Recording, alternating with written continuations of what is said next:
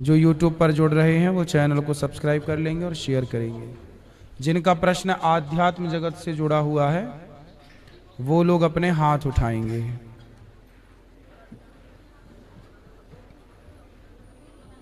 ये दादाजी को दे दो, आप खड़े हो जाइए। हाँ, आप इनको दादा जी जी जी जी ये खड़े हो जाइए आप।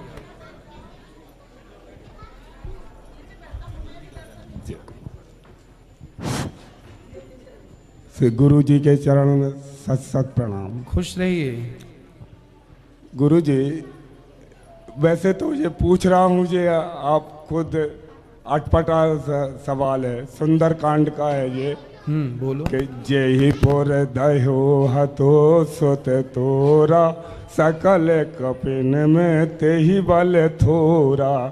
तो आखिर इसका अर्थ तो मालूम है, लेकिन ये कहाँ तक उचित है? क्या आपने क्या अर्थ समझा इसका? इसमें ये उनकी उपमा दी है कि जे लंका को जलाए थे वो हनुमान जी, मतलब तो वो सकल पूरे असमय सुना श्रवण दस कंदर, पदम 18 जूथ पे बंदर, इनमें सबसे थोड़ा बल है। तो ये शोभामान क्या है? थोड़ा बल है कौन कह, ये बात कह कौन रहा है? वो तो दूत गए थे, जो रावण दूत पठाए थे ना विभीषण जी, वो आकर के कह रहे हैं रावण से। तो वो ये कह रहे हैं कि जब हनुमान जी इतने बलवान हैं, उनसे भी बलवान और हैं। सकल कपिन में तेहि बल थोड़ा, ये हाँ, मतलब ये कहने का अर्थ है कि ये इनमें थोड़ा है।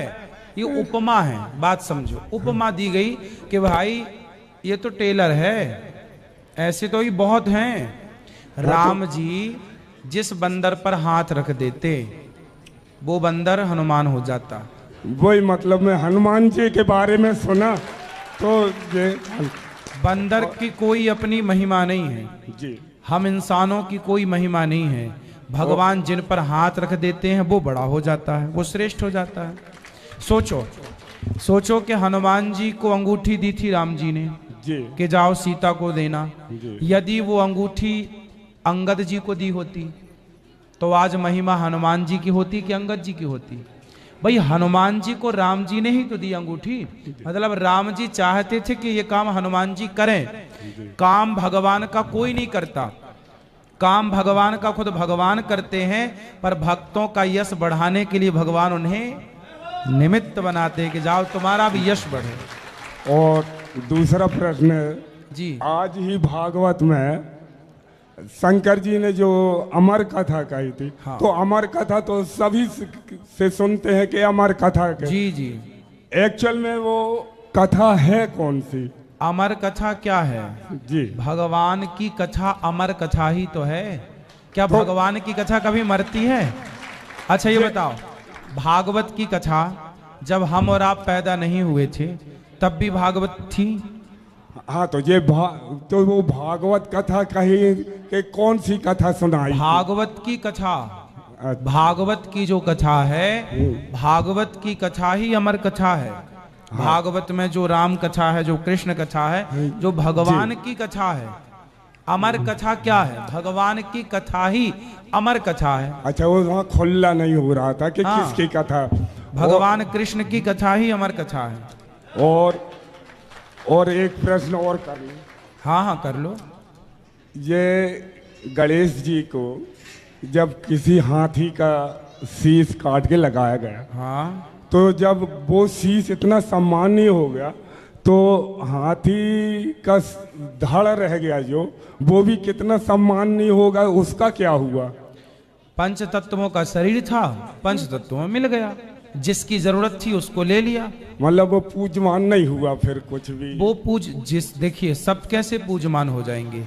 मंदिर में सैकड़ों हजारों ईंट लगती हैं, मंदिर में सैकड़ों हजारों ईंट लगती हैं, लेकिन केवल चौखट द्वार की ईंट को ही लोग प्रणाम करते हैं। सारी ईंटों को थोड़ी प्रणाम करते, केवल चौखट की ईंट को प्रणाम करते हैं। जो विशेष हो उसे प्रणाम किया जाता है। यहाँ ले आओ, ठीक है, खड़े हो जाइए। सादर प्रणाम सभी को, राधे राधे। राधे। महाराज, मैं ये पूछना चाहती हूँ कि धर्म और आध्यात्म, ठीक है, धर्म और आध्यात्म, धर्म और आध्यात्म में बड़ा कंफ्यूजन लोगों को हो जाता है। धर्म से आध्यात्म को रिलेट कर देते हैं, तो मैं ये चाहती हूँ कि आप थोड़ा सा इसकी व्याख्या करके मुझे थोड़ा सा, और सब कोई इसका वो होगा कि धर्म और आध्यात्म दोनों अलग अलग चीजें हैं या एक है, या हमें कैसे इन दोनों को एक दूसरे के पूरक है जी। धर्म क्या है? धर्म न दूसर सत्य समाना, अहिंसा ही परमो धर्म। धर्म क्या है? धर्म है धारण करने की वस्तु। बिना धारण किए धर्म को हम धर्मात्मा नहीं हो सकते जी। अब धारण क्या करें? तो सत्य को धारण कीजिए। दया ही धर्म है, दया धर्म का मूल है, पाप मूल अभिमान, तुलसी दया न छोड़िए जब तक घट में प्राण। दया ही धर्म है। कोई शरण में आ जाए आपकी, हमारे यहाँ पृथ्वीराज चौहान थे और मोहम्मद गौरी को उन्होंने कई बार हराया, लेकिन कई बार हराने के बाद भी उन्होंने छोड़ दिया। कोई बात नहीं, हमारा उद्देश्य तुझे मारना नहीं है, तेरे अंदर की बुराई मिट जाए, हम तो ये चाहते हैं जी। तो हमारे यहाँ दया थी तो उन्होंने 17 मौके दिए, क्योंकि दया धर्म है। हमारे यहाँ दया थी तो पृथ्वीराज ने मोहम्मद गौरी को 17 मौके दिए, पर मोहम्मद गौरी ने एक बार जब पृथ्वीराज को पकड़ा तो उसने एक भी मौका नहीं दिया। ये धर्म है, क्योंकि हमारी भूमि, भले उस धर्म का परिणाम भोगना पड़ा हो, बहुत बिल्कुल है ना, लेकिन धर्म नहीं छोड़ा हमारे भारत ने। इसलिए धर्मात्मा देश है, ये धर्मात्माओं का देश है ये भारत देश। तो धर्म क्या है? माँ बाप की सेवा करना पुत्र का धर्म है, पति की सेवा करना पत्नी का धर्म है। सबके धर्म बटे हुए हैं। शिष्य का धर्म अलग है, गुरु का धर्म अलग है, राजा का धर्म अलग है, प्रजा का धर्म अलग है। हमारे अंदर धर्म है तो ही हम आपको बहन के रूप में देखेंगे। बिल्कुल। हमारे अंदर धर्म नहीं होगा, किसी लड़के के अंदर धर्म नहीं है तो वो अपने पड़ोस की लड़की को भी ताक झांक करता है। क्यों करता है? अपनी सगी बहन उसकी जवान है, सुंदर है, वो अपनी बहन के बगल में बैठता है तो उसके मन में कोई विकार नहीं होता। लेकिन वही उसी उम्र की लड़की जब पड़ोस में दिखती है तो वो उसकी तरफ आकर्षित होता है, गलत नियत से देखता है। क्यों? अपनी बेटी के लिए, अपनी बहन के लिए तो धर्म है कि मेरी बहन ऐसे नहीं देखना गलत तरीके से, उसके लिए तो धर्म है। पर पड़ोस की बहन बेटियों के लिए उसके अंदर धर्म नहीं, तो उसके अंदर धर्म तो है लेकिन सिर्फ अपनों के लिए, तो वहां पे धर्म की मात्रा है कम। अच्छा, एक व्यक्ति और है जो अपनी बहन को भी बहन के रूप में देख रहा है, पर अपने गली मोहल्ले की प्रत्येक नारी को जब देखता है तो बहन बेटी के रूप में ही देखता है। समझ लो इसके अंदर धर्म 100% है। और जो केवल अपनी बहन में देखे, हाँ। उसके अंदर 5% बचा है। और वो 5% धर्म भी जिस दिन मर गया तो फिर भाई बहन की मर्यादा भी मर जाएगी। तो पिता पुत्र की जो मर्यादा है वो मर्यादा के बीच में केवल धर्म है। माँ बेटे के बीच में जो मर्यादा है वो मर्यादा ही धर्म है। मर्यादा का एक नाम है धर्म। मर्यादा मीन्स धर्म ही होता है। मर्यादा में रहो मतलब धर्म में रहो। हाँ, यही मर्यादा का, मर्यादा और धर्म पर्याय है एक दूसरे का। जी, तो ये रहा धर्म जी। अब आप चाह रहे हैं आध्यात्म क्या है? देखिए, आध्यात्म क्या है? जो धर्म से जुड़ा है वो आध्यात्म ही है। धर्म और आध्यात्म कोई बहुत अंतर नहीं है। मैं आध्यात्मिक हूं मीन्स धार्मिक हूं। मैं आध्यात्मिक हूं मीन्स धार्मिक हूं, मतलब मैं अपने में मनन करता हूं, अपने में डूबा हूं। जरूरी नहीं है कि धार्मिक व्यक्ति, आध्यात्मिक व्यक्ति मंदिर जाए। मंदिर ना जाए, वो अपने माँ बाप की सेवा करता है, वो अपने व्यवहार को ठीक रखता है, वो सत्य पे चल रहा है, दया कर रहा है, किसी के साथ बुरा नहीं कर रहा है, वो अपने आप को मानता मैं धार्मिक हूँ, आध्यात्मिक हूँ, जरूरत नहीं है कि मैं मंदिर ही जाऊं। तो आध्यात्मिक और धार्मिक, धर्म की परिभाषा तो है श्रेष्ठ, लेकिन जो धर्म से जरा भी टच है ना, जो गलत नहीं कर रहा है, जो गलत को फॉलो नहीं करता, गलत को मान्यता नहीं देता, अपने आप को हर गलत काम से बचा के रखता है, वो आध्यात्मिक व्यक्ति है। जी। जो हर गलत से बचा के रखे अपने आप को। मतलब आध्यात्मिकता क्या है? एक सुरक्षा कवच है जो हमें हर गलत काम को करने से इसलिए रोक देती है क्योंकि हम भाई आध्यात्मिक हैं, हम ये काम नहीं करते। ये आध्यात्म है। थैंक यू सो मच, धन्यवाद महाराज। खुश रहिए गुरुजी। राधे राधे जी। दास का आपके चरणों में कोटि कोटि नमन। खुश रहिए। दास का प्रश्न ये है, आज आपने कथा में ये कहा गुरुजी कि ब्रह्मा जी सृष्टि को बनाते हैं, विष्णु जी उसको चलाते हैं, ठीक है, शंकर भगवान उसको डिस्ट्रॉय करते हैं। ठीक है। तो वो डिस्ट्रॉय किस माध्यम से करते हैं, कैसे करते हैं? वही तो है भाई। मरना क्या है? केवल उसे मरना। संसार में प्रत्येक क्षण सब कुछ मर रहा है, आप समझिए। जी। आपने गेहूं का दाना बोया, यस। बोते ही वो मरना स्टार्ट हो गया। कैसे? कैसे? बीज बोया आपने, हाँ। तो मिट्टी के संपर्क में, पानी के संपर्क में जैसे ही आया वो अंकुरित होना स्टार्ट हुआ। जी। और जैसे ही अंकुरित हुआ तो अंकुरित होते ही जो दाना फेंका था वो अब दाना ढूंढिए कहाँ है? हाँ, वो तो पेड़ के वो दाना तब्दील हो गया पेड़ में। यस। फिर पेड़ तब्दील होगा और उसके बड़े में, फिर वो तब्दील हो जाएगा उसके पुष्प में, फिर वो फल में तब्दील होना स्टार्ट हो जाएगा। जी। उसी तरह हम लड़कपन में छोटे, जब आप माँ के पेट से आए तो आप बहुत छोटे थे, 2.5 किलो के रहे होंगे, 3 किलो के आप रहे होंगे। फिर उसके बाद आप लड़कपन, फिर जवानी, तो आप ने वो शरीर छोड़ ही तो दिया, डिस्ट्रॉय तो हो गया ना। आगे जाके वो डिस्ट्रॉय हो जाएगा। पहले भी हो चुका। आपका लड़कपन कहाँ गया? हाँ, वो तो खत्म हो गया। हाँ। आपकी जवानी कहाँ गई? आपका ये जो है इसके अब ये भी, अब आप कहाँ प्रवेश कर रहे हैं? बुढ़ापे की ओर आगे। तो कुछ दिन बाद ये भी खत्म होगा वो। हाँ। तो ये जो खत्म होने का, ये हम और आप ही नहीं है, संसार के प्रत्येक पेड़ पौधे भी खत्म हो रहे हैं। खत्म मीन्स एक समय, एक टाइम पीरियड के बाद सब चीज खत्म होनी है। जी, जी। तो वो एक टाइम के साथ चीजें चल रही हैं, तो वो डिस्ट्रॉय, ये शंकर जी का काम है। ये पूरा डिपार्टमेंट शंकर जी का है। अच्छा, वो शंकर जी करते हैं। हाँ, ये सब शंकर जी का काम है। मतलब शंकर जी का माध्यम है कि उनके माध्यम से ही होना ये है। व्यवस्थापक है ना, सृष्टि इतनी बड़ी है, जी। चलाएगा कौन?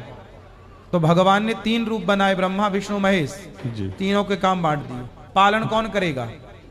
पालन तो विष्णु जी करेंगे। अब सोचिए, आपकी माँ के आंचल में दूध आया, ये पालन विष्णु जी का था कि भाई आप पैदा होने वाले हैं, तुरंत दूध भर दिया। जी।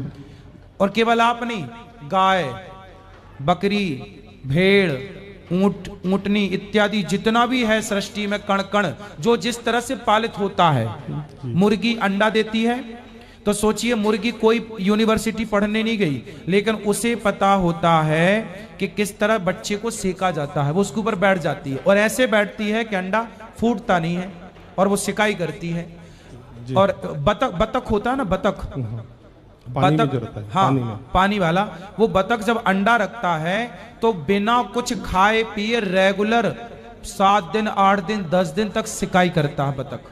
अच्छा, वो हीट देता है उसको। हाँ, तब जा, अब सोचिए उसे किसने बोला? उन दिनों में उसे भूख नहीं लगती। लेकिन वो बतख पानी में ही रखता होगा ना अपने नहीं, पानी मैंने जो देखा पानी में नहीं रखता, पानी के आसपास वो जगह ढूंढ लेता है, या पानी में भी रखता होगा तो बना लेता होगा, कुछ करता। लेकिन मैंने जो बतख के अंडे देखे, वो पानी के बाहर जो देखे वो बता रहा हूं मैं। जी। अभी मैं एक जगह गया था तो उन्होंने बताया कि बतख के अंडे हैं, तो उन्होंने बताया कि देखो इस तरह से सिकाई करते हैं। तो मतलब चिड़िया है, उसे कोई नहीं पढ़ाया। अब सोचिए जंगल की चिड़िया है, जी। आपने देखा कितना बढ़िया वाटर प्रूफ घोंसला बनाती है, हाँ, वो तो हम और देखते 2-2, हैं। 3-3 मंजिला बनाती है। जी जी। तो ये कौन सी यूनिवर्सिटी में पढ़ के आई हैं? कुछ तो ज्ञान भगवान ही देते होंगे। इसलिए पालनहार कौन है? जो विष्णु जी। पालनहार विष्णु जी हैं, वो हर जीव मात्र को उनके पेट भरने की, उनकी सुरक्षा की, उनके रहने की व्यवस्था, जिसने पेट दिया है वो व्यवस्था भी करेगा, घोंसला भी वही बनाएगा। अर्थात उसने इतनी अक्ल दे के भेजी है सबको। जी। मेरा दूसरा ये प्रश्न था कि गायत्री मंत्र महिलाओं को क्यों नहीं बोलना चाहिए या पढ़ना चाहिए?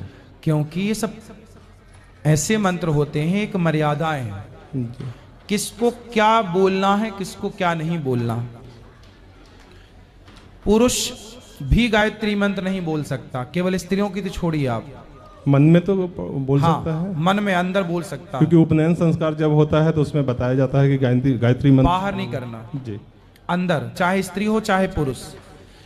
यज्ञोपवीत जिनका होगा वो जी। वेद पढ़ने का अधिकारी है। जी अब स्त्रियों को यज्ञोपवीत की जरूरत नहीं पड़ती। स्त्रियां देखिए, पुरुष जितना जप तप करके पुण्य कमाएगा, जी स्त्रियां घर में बैठे केवल राम राम जपेंगी, उस राम राम से ही उन्हें वही फल मिलेगा जो सब कुछ पुरुष को करने से मिलता। तो भगवान ने ये विधान बनाए कि स्त्रियों को इतने झंझट क्यों पाड़े। वेद मंत्र, वेद पढ़ना कठिन है, वेद पढ़ना कठिन है। पहले के जमाने में क्या था? बट गुरुजी, मेरा एक सवाल ये आता है इसमें कि कहीं शास्त्र में वर्णित है ऐसा? हाँ, बिना वर्णित कैसे आपको कह दिया जाएगा? इजाजत हमारी आपकी इजाजत थोड़ी चलती है जी। हमारे जिस वेद में ये लिखा है कि गायत्री इतनी पावरफुल है, उसी वेद में ये भी लिखा है कि इस गायत्री का, इस वेद का कौन कौन पढ़े और कौन ना पढ़े, जी किस स्थिति में पढ़े, किस स्थिति में ना पढ़े। जी। गुरु द्रोणाचार्य ने एकलव्य का अंगूठा क्यों मांग लिया? क्योंकि उन्होंने मैंने मेरी समझ ये है कि कुछ तो स्वार्थ बस उन्होंने मांगा था। मेरा स्वार्थ तो बस नहीं, संत का क्या स्वार्थ होगा? स्वार्थ नहीं था, स्वार्थ होगा भी एक अर्जुन क्षत्रिय परिवार से थे और एकलव्य जो है वो नीचे के परिवार से थे। इसको इस दृष्टि से भी देख सकते हैं जिस दृष्टि से आप जी, देखते हैं, लेकिन जी। इसको एक दृष्टिकोण से और देखिए, इसको इस नजरिए से भी देखिएगा कि गुरु द्रोणाचार्य जानते थे कि भविष्य में क्या होने वाला है। जी। महाभारत की स्थितियां तैयार हो रही थी। हाँ, उनको उस चीज का ज्ञान था। तो एकलव्य यदि इतना बड़ा धनुर्धर था तो सीधा एकलव्य जाके किससे हाथ मिलाता? कौरवों से मिलाता। और कौरवों से मिलाता तो कौरवों की शक्ति बढ़ जाती। और कौरव मतलब अधर्म। यस जी। अधर्म की शक्ति बढ़ती। जो भरी सभा में एक स्त्री के कपड़े उतार रहे हैं, जी। ऐसे लोग यदि बलशाली होंगे तो समाज में कौन स्त्रियां सुखी रहेंगी? इसलिए गुरु द्रोणाचार्य समझ गए थे। समझदार समझ जाता है कि भविष्य में क्या हो रहा, क्या होने वाला। गुरु द्रोणाचार्य जी समझ गए कि एकलव्य तुरंत कौरवों से हाथ मिलाएगा और ये कौरव फिर इसकी शक्ति का मिसयूज कर, जैसे कौरवों ने कर्ण की शक्ति का मिसयूज किया, जी। एकलव्य का भी करते। इसलिए अंगूठा मांग लिया कि तेरी शक्ति का मिसयूज ना करे कोई। कहीं इतिहास में तेरी शक्ति, यदि कौरव जीत जाते, उसमें स्वार्थ तो है ना गुरुजी, थोड़ा बहुत तो स्वार्थ रखिए साहब। स्वार्थ गलत होता तो ईश्वर बनाते क्यों? समाज के लिए, देश के लिए स्वार्थ रखना कौन सा बुरा है? पूरी नारी जाति के लिए गुरु द्रोणाचार्य ने स्वार्थ रखा जी। तो पूरी तो नारी शक्ति के लिए, अच्छाई के लिए उन्होंने किया। आप स्वार्थ रखिए ना। समाज दे, मेरा भारत महान बने, मैं भारत के लिए क्या कर सकता हूं, इसके लिए स्वार्थ रखिए ना। स्वार्थ बुरा नहीं है साहब। स्वार्थ ना रखते तो हमारे देश की सेना बिना कैसे काम करती? तो स्वार्थ जरूरी है। हमारा देश सबसे ऊंचा जी, देश के प्रति ऐसा भाव होना चाहिए। फिर गुरु द्रोणाचार्य ने क्या किया? यही कि भाई कौरव गलत है, मैं तो मजबूर हूं, उनकी रोटी खा रहा हूं, तुम उनका साथ देना। गुरु द्रोणाचार्य और पितामह भीष्म शरीर से तो उनके साथ थे पर मन उनके साथ नहीं था, क्योंकि वो जानते थे कि ये गलत है। जी, गलत का साथ उन्होंने दे रहे थे बट डायरेक्ट मजबूरी थी, इनडायरेक्ट में वो। हाँ, मजबूरी थी जी।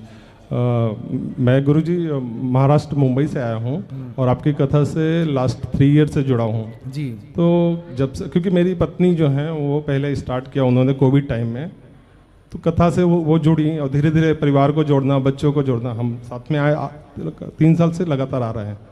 बच्चे भी काफ़ी मतलब हर चीज़ के बारे में जब आप बताते हैं कि बच्चों को ये सिखाना चाहिए, वो सिखाना चाहिए, तो काफ़ी बच्चों को उससे ज्ञान मिलता है। तो ये चीज़ें हमारा परिवार लास्ट 3 साल से कर रहा है और इससे बहुत अच्छा मतलब पर्सनल मुझे व्यक्तिगत रूप से बोल रहा हूँ कि मुझे बहुत उसका फ़ायदा हुआ कि मैं कथा से जुड़ा और लास्ट 3 साल से आपके यहाँ हर साल आता हूँ। तो ये चीज़ें और यहाँ की जो सेवाएं हैं जो आप कर रहे हैं चैनल के माध्यम से जो दिखाते हैं आप, वो सच्चा है कि यहाँ पे एक्चुअल है वो वहाँ पे। जैसे माताओं की जो सेवा है, क्योंकि हम सबसे बड़ा आज जो सेवा ये माता जी का कर रहे हैं आप लोग, आप ना, वो सबसे बड़ी सेवा है क्योंकि वो कोई नहीं कर रहा है पूरे इंडिया में। मैं देख रहा हूँ कि आप ही ऐसे हैं जो इस तरह की सेवा में अपने खुद को आगे बढ़ाया है और सेवा कर रहे हैं। तो ये बहुत अच्छा है कि करना चाहिए। तो मेरे परिवार को आशीर्वाद दीजिए आप बिल्कुल, कि मेरा भगवान परिवार आपको सुखी रखें। और मैं हमेशा आपकी सेवा में और आता रहूँ हर साल। बिल्कुल आप आते रहिए, राधे राधे। औरों को भी प्रेरित करते हम रहिए। प्रेरित करते ही रहते हैं। बिल्कुल बिल्कुल, खुश रहिए, खुश रहिए। राधे राधे। गुरु जी के चरणों में अनंत अनंत कोटि कोटि प्रणाम। जी जी मैं सूरत से आई हूँ और 1 साल पहले भी आई थी, जी। आपको मिलकर